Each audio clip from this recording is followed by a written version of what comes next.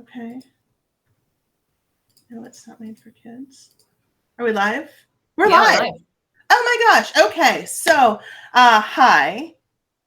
We have had some tech difficulties, and Erin Me has had some personal challenges this morning. So, we may or may not be streaming to LinkedIn. No, we're streaming to LinkedIn. We're streaming to the Women's Entrepreneur Network Facebook group. We may or may not be streaming to YouTube, but we can pull all the videos down and upload them over there. So, here today is my wonderful friend Peta O'Brien, who is in the throes of back to school as well. So things are just exciting and chaotic and delightful. And you have so many unique perspectives that when you're like, we're going to talk about manipulative hit and run marketing and why to not do it. And I want to know, like, talk to me about that. Tell me about you. Tell me about who you serve and like how you've developed this opinion on hit and run marketing. I just like developing opinions. I'm very opinionated.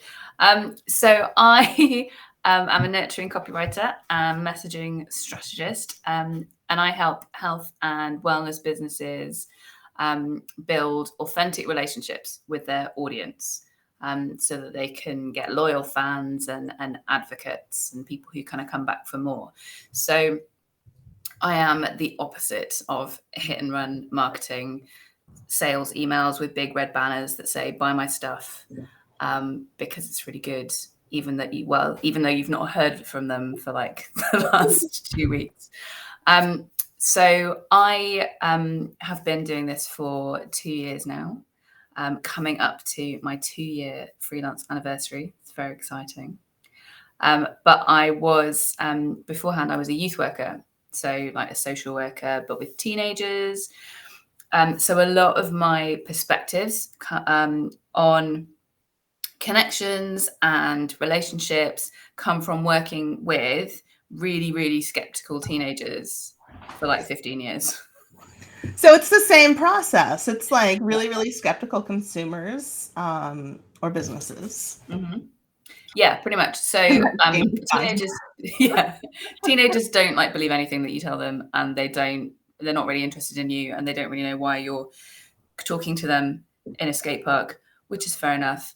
But I did a lot of breaking down kind of walls and getting to know people. You can't, like, the thing with teenagers is that you can't kind of am I allowed to swear? Yeah. Yeah, you can't bullshit them. Like they have these big bullshit detectors.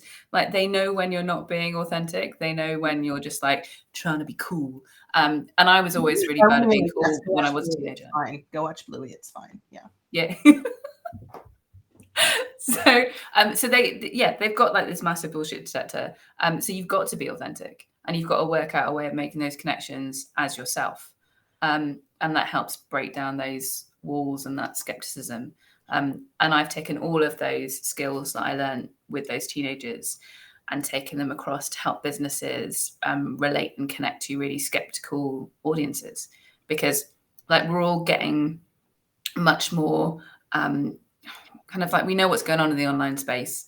We know what people are doing. We know the little tips and tricks and when people are trying to sell to us and when they're being a bit disingenuous. So we're all a lot more skeptical. And as far as I'm concerned, the best way to counteract that skepticism is by being open, honest, and authentic as you possibly can as a brand. Yeah. I'm with you. And I think there's so much power to the relationship because people buy from people that they like. Mm-hmm. And it's not, I don't know, like and it's challenging because I bridge the gap between product and services. And I have a lot of these, but I think you're right. When you're coming and approaching sales from how can I help, as opposed to you must get this, I think the best sales is service, right? Mm. Yeah. I don't know. I think it's interesting to hear someone else say that. So like what are some of the ways that you avoid or you help your clients avoid or transform from this hit and run marketing that may be what they're doing even if they don't want to, because some expert somewhere told them they had to. Yeah, there's an Instagram guru, and this is what they said that we should be doing. So that's what we're going to do. So I have like a 3-step framework that takes those kind of youth work skills and puts them into a marketing kind of like area. Listening, empathizing, and directing. So everything starts with listening. And if I'm working with a client, then I will spend an awful lot of time listening to their audience, whether that's like actually listening in a conversation or going and being nosy in Facebook groups and forums and testimonials and all that kind of thing. And then the second stage, empathizing, is slightly different than the whole kind of designing a customer avatar thing. It's less about kind of putting yourself in your customer's shoes and more about kind of putting yourself in their brain and their circumstances and their past and trying to work out where they are when they're engaging with your copy. Because one of the things that business owners find really hard is they're the experts in their business. So they've spent years, weeks, hours, months, like despairing at the dining room table, trying to work out what color their product is going to be, or what their brand values are going to be, or how they're going to get this thing to market. They're in a different place than their customer. So part of what I do is try and work out where that customer is and bridge that gap. Because yeah, being an expert is great, but if you're so much of an expert that you can't empathize with somebody else and where they're coming from, then you're never going to be able to serve them or sell to them at all, because like they're not where you are. And if you can't meet them, like, and speak to them on the level where they are, and it's not so much, it's part of it's, I've been working on this project for a client, and they're like, it's not necessarily about what your customer needs or what they think they need, because you might come up with a solution that you think is amazing, but if it doesn't solve for them, like what's the point? And so then it's either like you need to find a different fit for your product, or you need to scrap it. Yeah. So how, remind me again, who do you typically work with? So health and wellness companies. So either like e-commerce businesses, like deodorant companies and that kind of thing, or coaches in the health and wellness space. So those are my 2 favorite groups of people to work with. Fantastic. And so there's definitely a lot of skepticism, particularly around that industry. Yeah, and also a lot of sorry. No, I apologize. I'm like, oh yeah, I'm thinking out loud. There's a lot of skepticism, but there's also a lot of the people running the businesses, the coaches or the founders, judging where their audience are. Mm-hmm. So you've got like a nutrition coach who's going, well, you're all eating terribly and you're all fat and you need to be better and I can help you. Obviously, on like the far end of the thing. And people know. Yeah, it's like, I know that I had Wotsits for lunch. Like, you don't, that's pointing them out is not helping me. But it's, that's not helpful. That's not like, that's not the way that you are going to give people the transformation that you are trying to give them with your product or with your service. And that's why I have such an issue with kind of the digging, poking at people's pain points thing that goes on in marketing quite a lot. Like this idea that you have to make people feel bad so that they will want to buy what you're selling. I find that so disingenuous. Yeah. It's like you have to recognize it, but you don't have to like stick your thumb in it and like, yeah, isn't that terrible? Don't you feel awful? Yeah.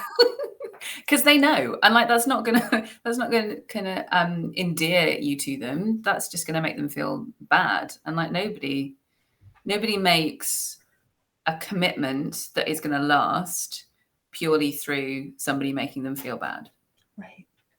Right. If they did, there would be no need for You could just go see the doctor. They'd be like, all right, stop doing this. And everyone would. Yeah, everyone would be like, okay, sure. Yeah. Thanks.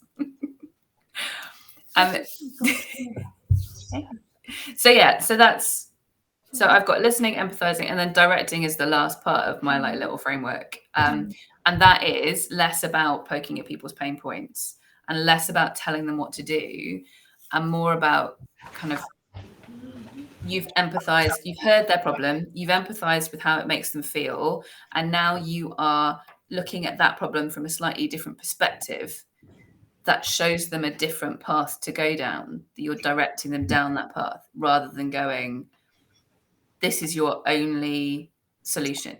This is the only way that you're going to get out of the problem that you have and the situation that you're in. And if you don't do it, then the rest of your life is going to be terrible. It's more like there is another way of looking at this, and this might be a better option. Yeah. Like, we recognize that you feel terrible. We recognize that you've been told this and you've tried lots of things and nothing's worked. So what makes this approach different? Yeah. Here's why it takes into consideration you are where you are. Yeah. I like that. And is it going to work? I don't know. But if you don't do anything, nothing's going to change. Yeah. I think that's really interesting. And I think that that's such a clear, easy to follow approach. The problem is though that it's more of a long-term thing. And I think we've almost been like indoctrinated into thinking that we have to grow exponentially in our businesses and in our sales, and we have to do it like this is the last chance that we're going to have to get in front of this potential customer, and so we have to throw everything at it rather than working on building a relationship and a connection first before you start kind of even thinking about a sale. So how do you approach that with your coaches? How do you teach them how to form that relationship? So a lot of it hangs around having a really good welcome sequence in their email list, which sounds like really simple, but a lot of people don't do it or have a fairly terrible one, which is essentially, this is who I am. These are the things that I can sell you. These are my social media accounts. Go follow me. And that's it. Yeah. And then you'll get put into the cycle of like sales emails and like, this is the last time I'm going to sell this program at this price and early birds and blah, blah, blah, blah, blah, blah. And then everything gets a bit like, I don't know. When I start getting those emails, I start to feel a little bit like a cash cow. Especially immediately. Yeah. And you recognize that there's cycles. Mm-hmm. And there's a reason for that. But yeah, I think that's challenging. And it is this fine line because yes, you are in business. You're not just sending these emails out of the good of your heart. But it goes back to the disingenuous. They know if it's just, we know. Yeah. Yeah. And at the same time, the business owner or the coach has to make money. Yeah. Yeah. And I'm totally. Even the most passionate people still like to pay their mortgage. Yes. Yeah, it's a nice thing to do. I mean, we talk about that sometimes. It's like, if you won the lottery and all of a sudden you had millions in the bank, what would you do? And I'm like, I'd probably do a lot the same. I'd just do a little less of it. Yeah. Or maybe I'd donate my time more and do the same thing. But, so what does that look like? I don't know. But I don't have millions and millions in the bank. No. You do need to pay a mortgage. Yeah. So I do need to pay a mortgage. But I think, either like that's the other extreme, isn't it? So, and especially in the health and wellness space, because there are some people who are purely like they found a product and they're going to sell it for lots of money because they've seen an opportunity, and that's fine. That's great. But it feels like either you've got people who are totally focused on the sale and seeing their audience as little dollar signs wandering into their programs, or on the other end, you get people who are so focused on a mission and a passion and wanting to help people that they feel bad trying to sell to them. And then they end up not helping as many people because they're not They're not kind of being open about the fact that they have stuff to sell. So finding a middle ground is really, really tricky for for people in that space, I think. Right. Or they get so interested in like, I can do this thing, and then they offer it for free. Mm-hmm. And maybe they're helping lots and lots of people, but it's not sustainable financially. Yeah, definitely. But if you're offering it for free, you still have costs that go along with it. There's very few pieces of software that you can use to deliver things that there's no cost associated with. Yeah. Interesting. So you have an awesome email list. Yes. And so people can go to your website. It's linked here in the comments, by the way, to download. Your guide. Bluey is on again in the background. It's very loud. We can always do this again at a later date when I have not completely buffed up the school start dates. Laughing because this is how it goes. This is life as a mom. Mm-hmm. Yeah. Yep. But yeah, you can sign up to my email list. I send it out every week. It's called Tales from the Dining Room Table because that's where I work, in amongst all of the children and the animals. And yeah, it comes out every Friday, and I talk about marketing tips, helpful things for business owners. I talk about politics quite a bit.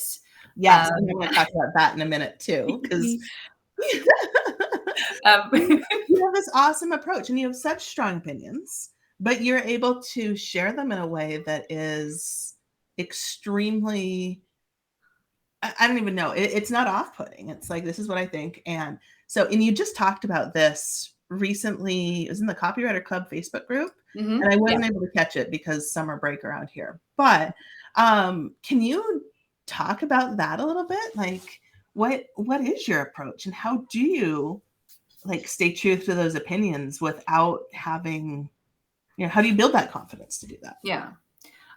So yeah, I developed a framework kind of by accident called How Do You Talk About Politics Without Pissing Everyone Off? Because that's essentially what it does. I have been a politics nut for years. Like, I grew up in a household where we would shout at the TV and have big debates and things. And I went on to do politics at university. And I'm the person that my friends call when there's like a big current event issue going on, or when there's an election, and they're like, Peter, I have no idea what's going on, and I need you to lay out what everybody believes and what everybody is telling me, and then I'm going to go make a decision. So I've essentially been doing that for a really long time. And being a youth worker, you have to do that with teenagers too, because they do care about this stuff, but a lot of it is like not very accessible. So being able to take an issue and explain it, and explain the different sides of it in a way that does get my opinion across, but doesn't like try and indoctrinate and preach at people, is something that I've had quite a lot of practice doing. That's challenging, because it is, when you feel so passionately about something, it's like easy to say that. So yeah. So you can find the 5-step framework on my website, on my Instagram grids. If you're in the Copywriter Club group, you can go and rewatch the little talk that I did, where I managed to keep it to 15 minutes. I'm very proud of myself. It's so hard to do those. It's impossible. I time it out and I'm like, it is 14 minutes, 59 seconds if no one asks any questions. Yeah. And then Rob asks loads of questions.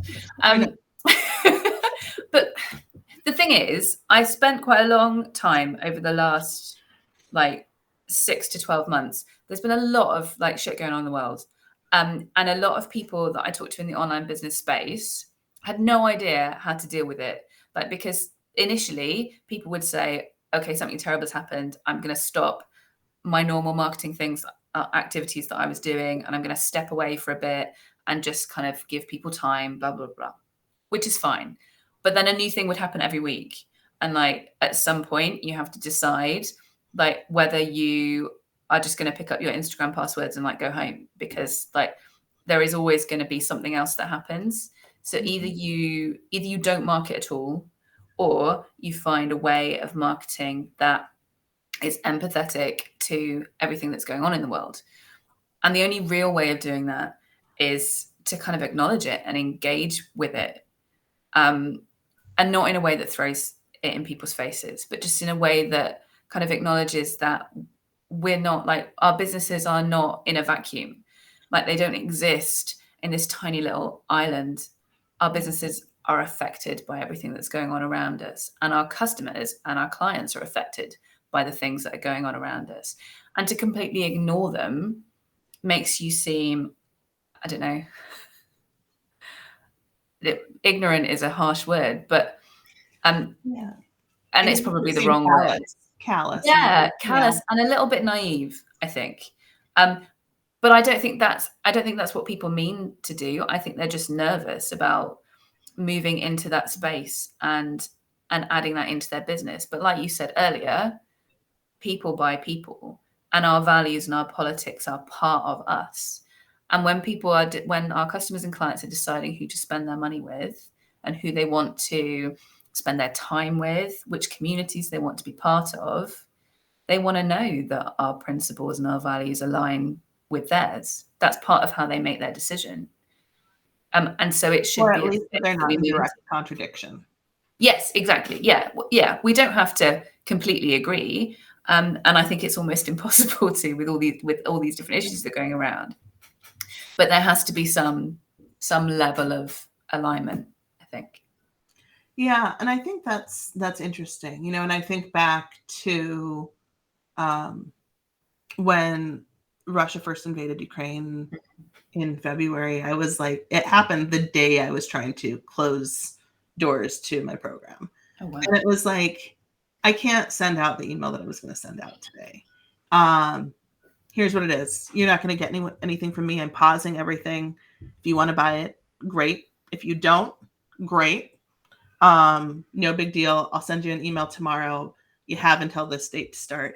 And I mean, some people did buy that day, and it wasn't about like, you know, like it wasn't about it. It was just like, I am not in a space where I can talk about this. So Yeah. This is the email that you're getting today. Follow up once more or twice more tomorrow, and that's it. And I think that's like, there are occasions where you have to say, like, that's what you need and that's what works for you. And I think there are always going to be moments when you can do that.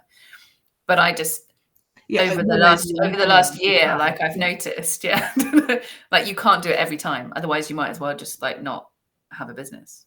Right. So you need to find a space that kind of works and a balance that works for you, I think.